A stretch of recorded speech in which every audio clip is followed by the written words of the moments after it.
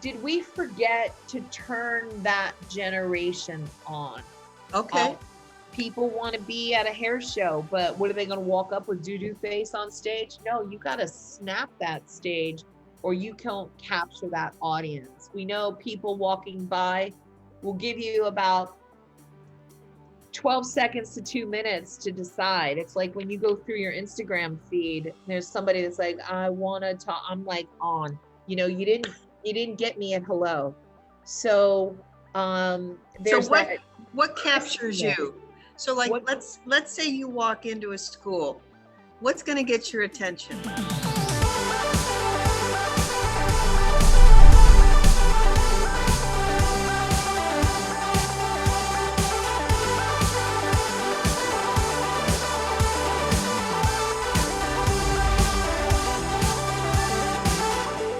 first off, the cleanliness of the environment and or the people who looks like they're ready.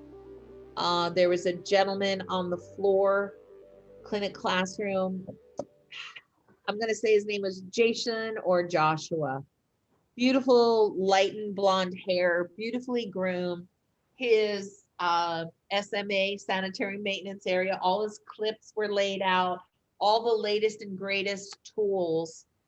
And I just walked by and saw his crispness and the way he set up. And I go, what can I do for you today? I go, what are you working on? He goes, I'm working on a bob. It's my first graduated bob. And he goes, what do you think of it? And he picks it up and it looks like me that had a romance with the pillow instead of being as crisp as him. I said, well, let's go back and check this one. So I showed him how to smooth it.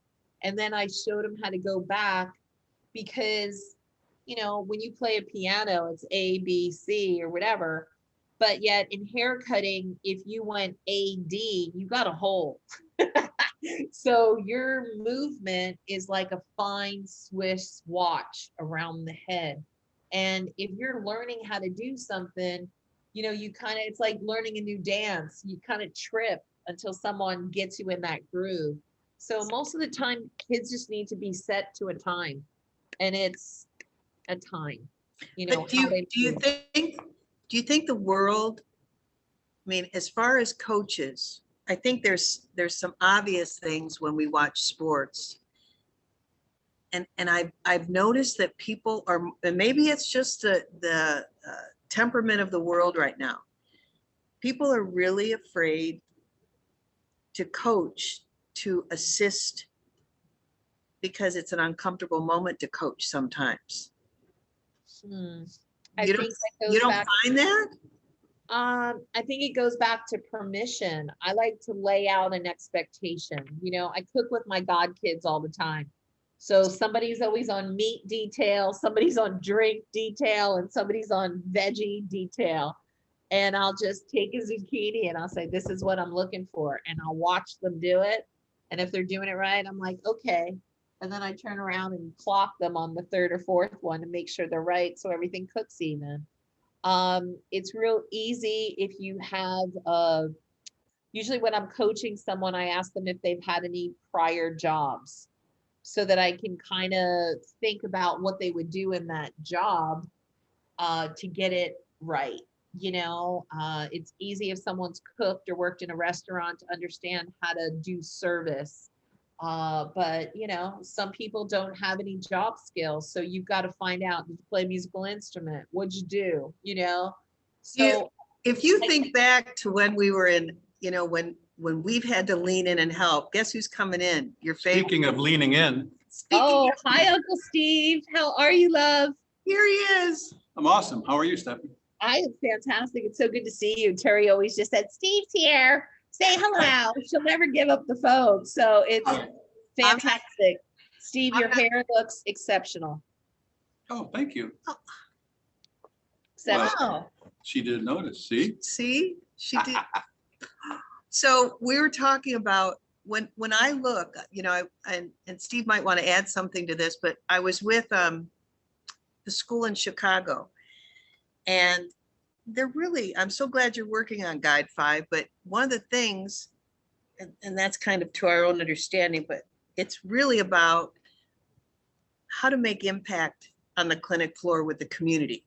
not only the people that are going to the school, but making impact with the guests that are coming in. And I remember being with Megan and I said, what do you see? And when she was sitting there, she was talking about what she saw is she saw the technical side. She couldn't identify the experience side. And I said, are your guests having a good time? Is the staff having a good time? Is there something really special and contagious about this environment? She goes, I've never thought about it that way. I've always thought about the work that they're doing, because our product is the work they're doing on the guest. I said, not really. It's everything. Well, you know what, Steph, what I think about when I hear Terri talk on that is, even in a model room with you, when you're doing hair, everybody's involved. Everybody's having fun. When I've seen you on the salon floor doing guests. She's holding court. Yeah, absolutely. And that's really when you're doing something right, you've got to let the guest in. Yes. They want to be part of it. They want to play. And you know, it's a professional play, but it's how can we expect a guest to be more excited about what we do than we are?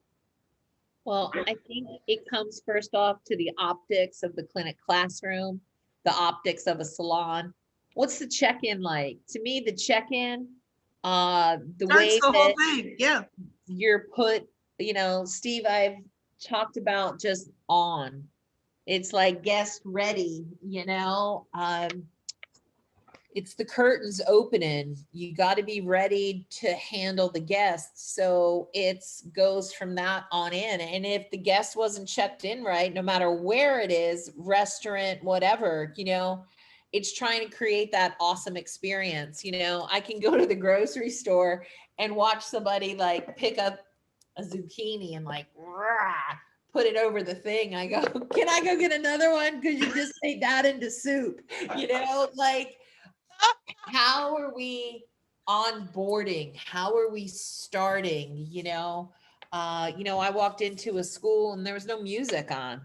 So I had my radio on and I'm just walking around with my like little phone.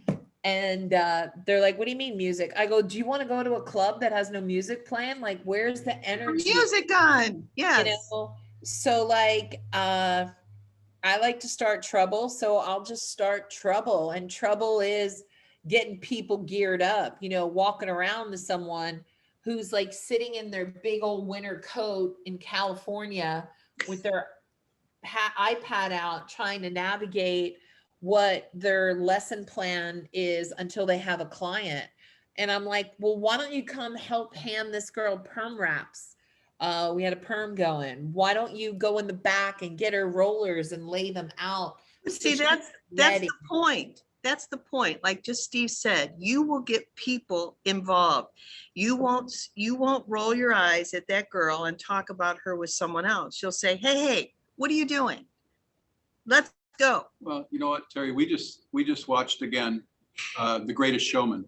Oh. And when you think about what P.T. Barnum put together and that circus and all of the oddities that were going on around that in that theater, yes, he was still the show. Oh. He didn't even realize it. But to me, that's what I think about with hairdressers working in a salon. They're the show, you know, and to think any different is passing up a grand opportunity to go beyond your wildest dreams behind the chair. Well, I think that's what the world is looking for. You know, a lot of my guests are coming back. Their hair, you know, maybe they were like a bob, right? And now their hair's down here. And I'm like, did you lose your shoulders? You know, like what's happening? And yet I wasn't so quick to turn them around. I was like, let's cut your hair today and get you on a good hair care regime. Let's fall in love with what you've got. And then we can add to it. You know, really concentrating on what makes the service different. You know, the other Saturday I was in the salon and, you know, Robert had that Bavarian hat on that when he turns his head, all those feathers go across your face. And he's like, I'm going to take your guest temperature. Hold on. How hot are you today? And he put the thermometer. I go, dude, you got to turn it on, but like, it was how we greeted the guest. And, I was really grateful to have Robert in that day. I was doing a client that I have done for a number of years.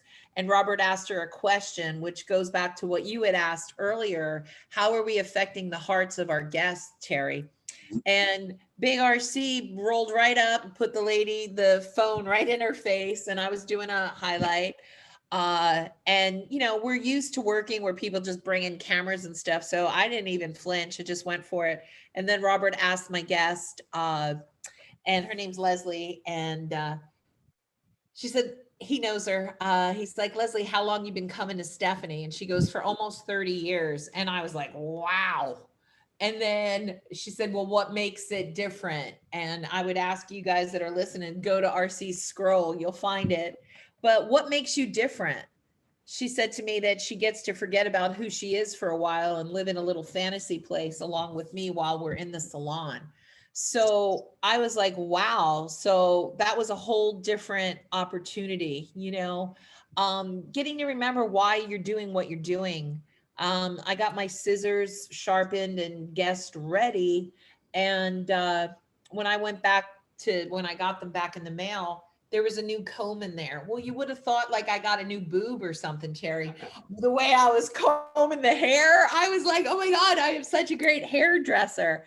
I fell back in love with hair cutting, coloring, and finishing.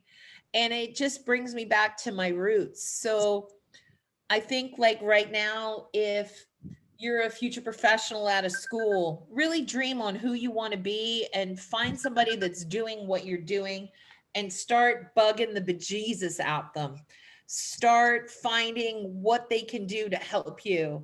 I have a young friend that is a education leader in one of our campuses, and she used to be a core teacher. So every day there was a start a core. There was like 3 or 4 kids that would text me, what do you think of my first haircut? I go, well, let's talk about how you shot it. Let's talk about how the mannequin looked. Let's talk about, do you like it? Let's talk about this, find somebody, Terri, you always shared with us as our coaches in the salon, don't be afraid to have a awkward conversation, permission to coach. If it's 2 minutes, I do a lot of your 2 minutes standing coaching. Yes.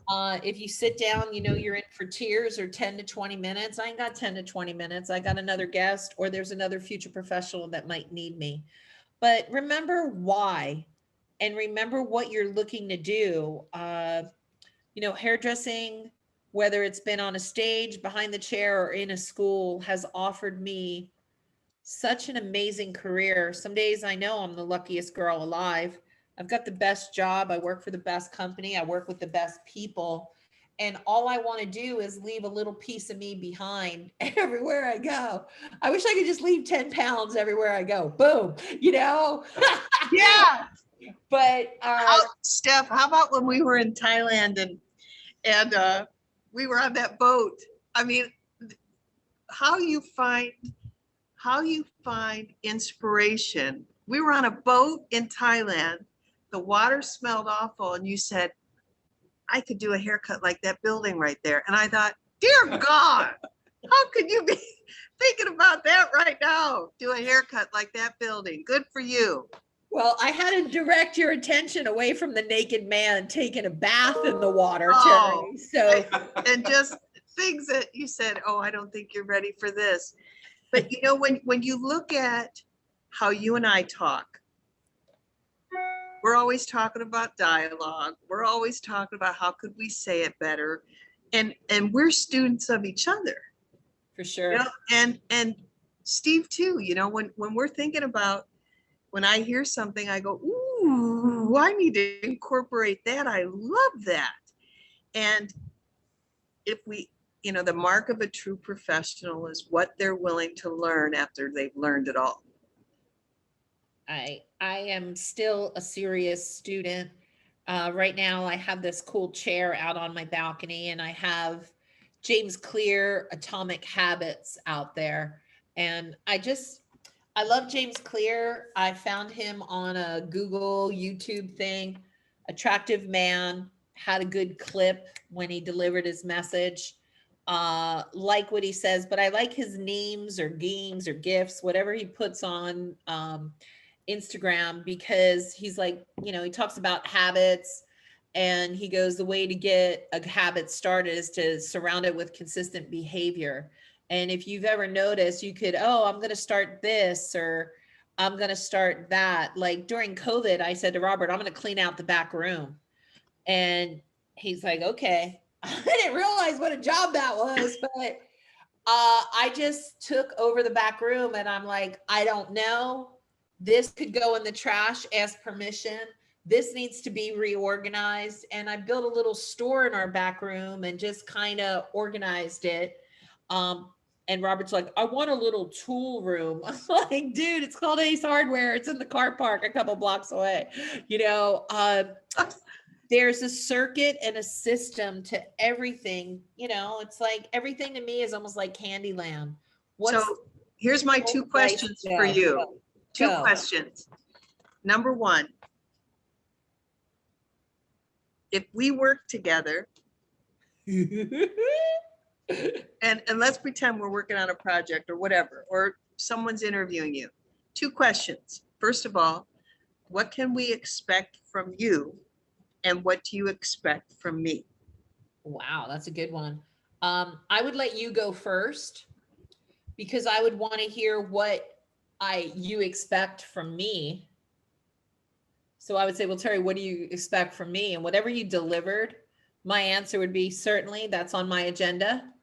And my guarantee to you is I'm going to take your wishes and take them beyond your current expectations. And what do you expect from me as your teammate? I think we know each other's strengths. As a mentor, I know, like if we were in a shootout, I know your bullets. I would know where to pick you up. I would know where to drop you off. I would know when I need you, and I would work you in as often as you would want to be involved. It's like, I've had the pleasure to be on that stage with my mentor, Jean Bra, at a awesome someone's 60th birthday celebration, Mr. Cowan. Yeah. Oh, sorry. That's coming up, right? That's coming up like 10 years from now. Yeah. Yeah. But yet, what a dream, first off, to be put in that limelight, to have that house, to have that freedom to do it. Steve, your nephew, up in the sound booth, awesome, always sitting there, letting him know the expectation of what I expected. And I can turn into a drill sergeant real easy, because sometimes time runs short. So understanding the prep, I'll take it segment by segment. I'll take who's ever ready, because the more I know the agenda and how it's going to flow before lunchtime, the easier it is on me. So I think if we were to work together, my job would be to blow you away, because I know the press it would give me. Steph, do you remember the first time we brought you in and you fell down in the dark? Oh my God, we laughed so hard. I think we were at Pheasant Run, and we were surprising Zanos. Yep. With 5 people that they didn't know the team was going to have in front of them, and you were one of them, and I had to get you on stage in a rain poncho. This was my job. Oh, it was a trash bag, Terri. It was not a rain poncho. A trash bag. Wait, but I had to get you on stage in the dark. Bye, Steffi. I love you. Bye, Steve. Great to be with you today, love. So I had to get you on stage in the dark before we introduced the 5 artists, and you wiped out so bad. And then I got the giggles so bad, just because I was tickled by the fact that how am I going to get her? I got to find out if she's okay. Like, Steph, are you okay? You're like, I'm fine. The show must go on. And then, oh my gosh, we talked about that for a long time. God bless your sister. I messed myself up that day. I don't know how you did it. I don't know. your sister Chrissy. That's how I did it. Chrissy, I need aspirin. Chrissy, I need this. I could stand still, but I hurt myself. Something awful. Yes, you did. I think that was the start of your knee situation. Well, So, Steph, yes. this is one of the greatest advices I think you can have, and then we'll close because I know you have a call, but you use your resources better than anyone. You look around, what are you doing? What do you do? That's what I do too. What are you doing? You're not, hey, I need some help. How do you teach that in a leadership standpoint? Because so many people are afraid to look up and ask people more of what they're doing right at the moment. And I'm not afraid to do that. I think it's setting the expectation. You know, if I see that you're empty in the school, you've got nothing to do, well, let me ask you a few questions about what you need. And maybe it's like a video class that could help you understand what we're doing. You know, Yes. I'm always asking, what do you need? And if people say I need more experience, well, come stand by me. Come do this. Get over here. What are you doing? You know, could you accompany me here? You know, but again, it's like creating that circus. You know, I love going to a clinic classroom in a school because you have so many, like, it's almost like an airplane. You've got seat A, B, C, D, E, F. So you got Yep. 6 people that you're just having a party with and you're just jumping in and out. So it's like you got to follow the bouncing ball. But if someone isn't bouncing and they're over in the corner and they're like, they don't feel included. And we all know what it's like to not feel included. So include everybody, game plan, turn your row on, turn your salon on. And you know, business isn't business the way it was. People are like, oh, we're going to go back to normal. Nothing's normal. Everybody's got a different something going on. So for me, invent yourself and turn yourself on to new possibilities. Develop a circuit of how you want to work. And you know, whenever I need something that defines reporting or data, I check in with your husband because he's awesome at it. Whenever I need a lift in my momentum, I might jump on to Angus, might go hang out with Chromines, or even call John Paul. You know, every once and again I get a call from John Paul and he goes, I miss my Stephanie. And I'm like, ah, I love you. You know, just that he even has my number in his phone. I'm excited. Like, I'm like, every time it rings and it says, you know, who it is, I'm like, oh my God, what did I do? But instead of what did I do? How did I do, boss? What's up? How you doing? You know, change the way you think about where you want to be. And, you know, Terry, I've had some times where I've been stopped in my life through a broken leg, through brain surgery. And the minute I get to a place where I kind of look in the mirror and recognize who's in front there, I ask myself, what are you great at?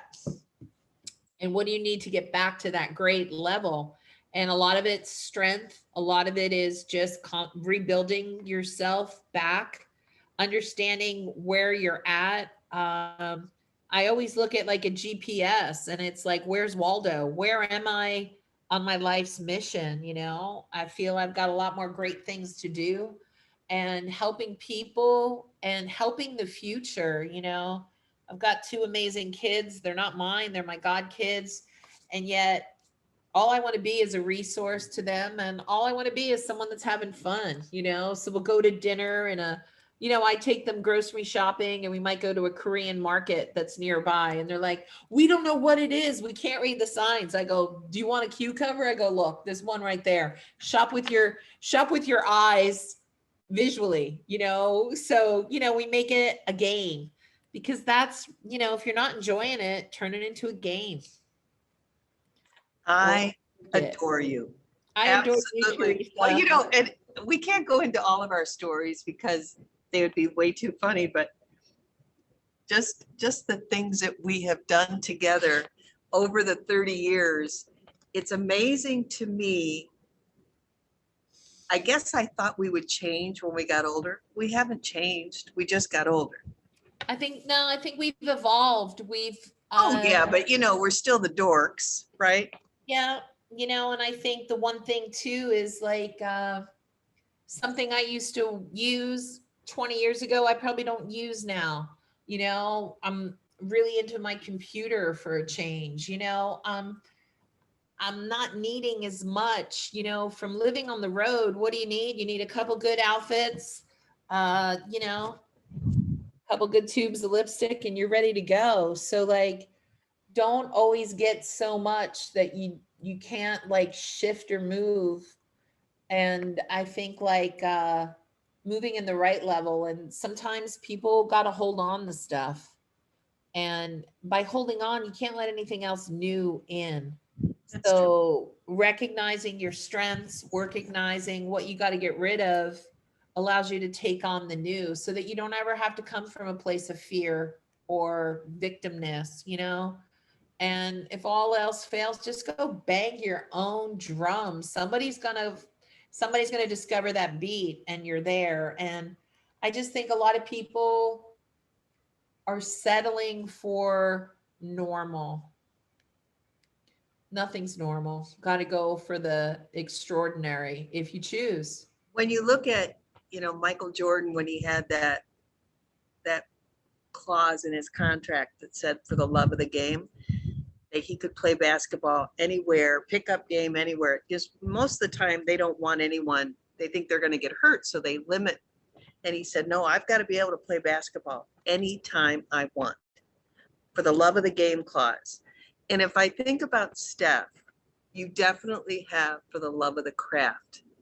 For the sure. love of the craft in you. And when Michael Jordan's interviewed, or no, I'm sorry, people that have played with him have been often interviewed, and I'll use Steve Kerr as an example, but they'll say, what was it like playing with him?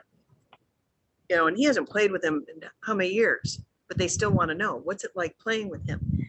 Inevitably, he always says, he said, there's people in the NBA, and you're going to be able to relate to this as a hairdresser. There's people in the NBA that will have a game, but they'll take the night off. They're not full out. They're just, they're still playing in the game, but they're just not in it completely. And Steve Kerr said, Michael Jordan not only never took a game off, he didn't take a practice off. And that's how I feel about you. When I know that I'm going to get full out Steph in any conversation, in the salon, in a school, as an educator, for the love of the craft and for the responsibility you have, I know you'll be full out. Well, I once was introduced, they said there was the man, Vidal Sassoon, and then there was the man, Paul Mitchell, and then there was the woman, Jean Bra, and then there was the man, Robert Cromings, and then there was the girl, Stephanie Kocielski. So for me to be held in that kind of a limelight blows my mind. And it's a responsibility. It's a responsibility. And, I have this weird, like, it's not in my glasses, but it is like a weird thing. I can read something and I'm like, that's going to be a question on the test, or that's going to be something. But one day I picked up this document and there was like those italics, whatever that means. It means the word took a little nap, but it said, bring your talent and don't forget your responsibility. And to me, I want to get that tattooed on my butt, but I'm too scared. It would hurt too much. But we have this gift to live and enjoy our lives. And yes, I'm a bit of a workaholic, but now I understand balance a little bit more, because I realize if I'm not great, I can't be in that performance. And yes, I can get so wrapped up to it. But at the end, if I'm not going home with the same energy I went with, then that's not good for me. But to just bring your talent and not be scared and play the game the way you want to play it. I just want people to always say, oh, I remember her. She was a nutcase. Yep. Had so much fun. Or, like just to remember that you're here to live your life and enjoy whatever you choose, like you can walk into Starbucks anytime and the girl's making that coffee with the whatever. One time I watched a guy do it, put the caramel on top. And I go, you did 7 sevens of caramel. He goes, yeah, how'd you know? I go, I counted it with you.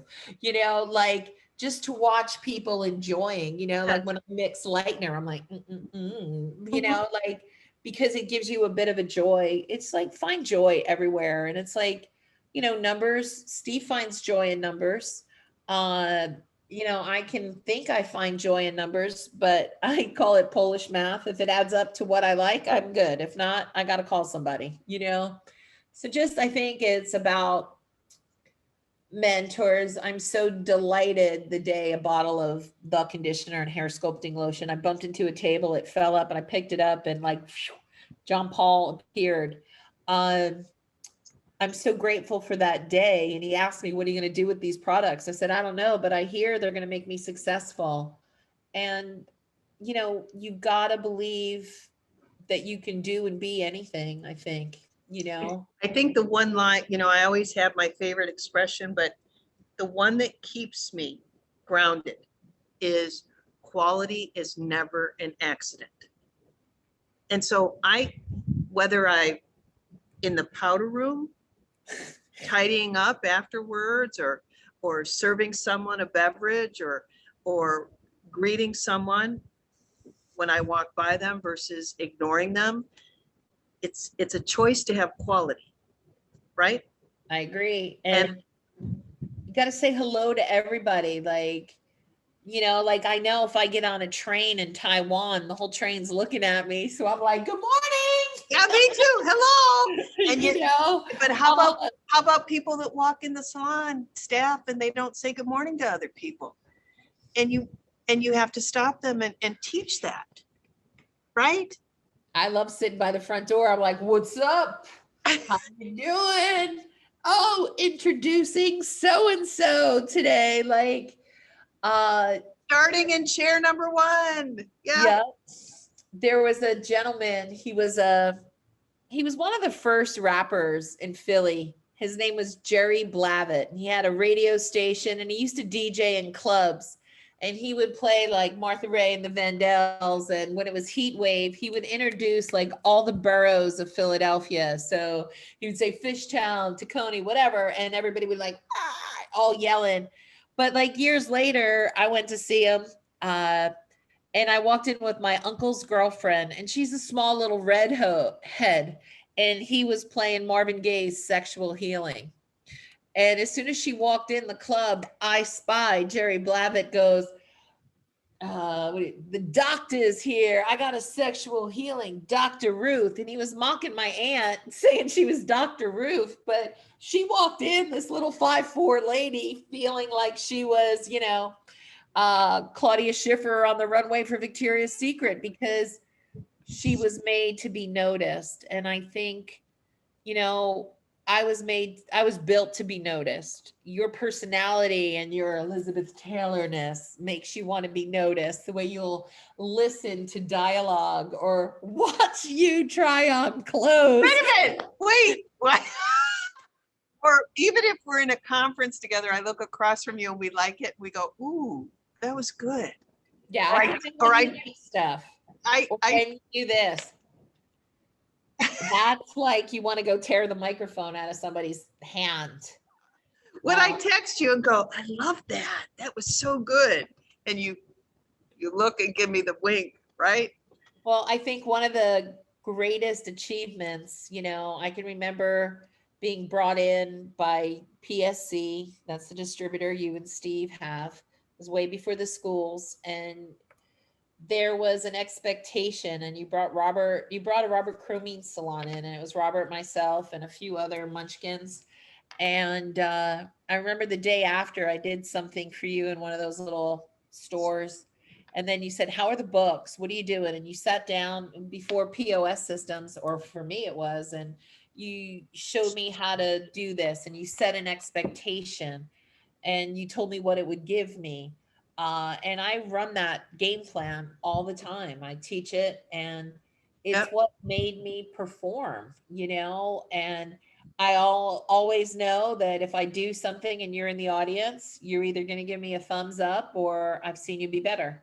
So, it's like, I know that if I'm in an audience, I can remember walking out and I used the Bruce Springsteen song, Born to Run. And as soon as that drum hit, John Paul stood up. I was like, I got this. My boss just gave me a standing ovation. Shit, I'm going to be the best today. Yeah. Hello. And, Robert's like, whatever you do, don't sing along with the songs. He goes, I know you know every word. Just go. And like, you've got to have that posse. You're the strength of the 5 people you surround yourself with at any time. Mm-hmm. So I've ran with giants. So I've always said the reason I'm where I'm at is because I stood on the shoulders of many giants that allowed me to see the possibilities. And then I grabbed it, right? So for me, if I'm in a situation where I don't feel I'm surrounded by experts, then I've got to change those individuals to make them feel like experts so that the next time we run together, we're running as strong and as magical. And I feel like when people see that synergy, they want in.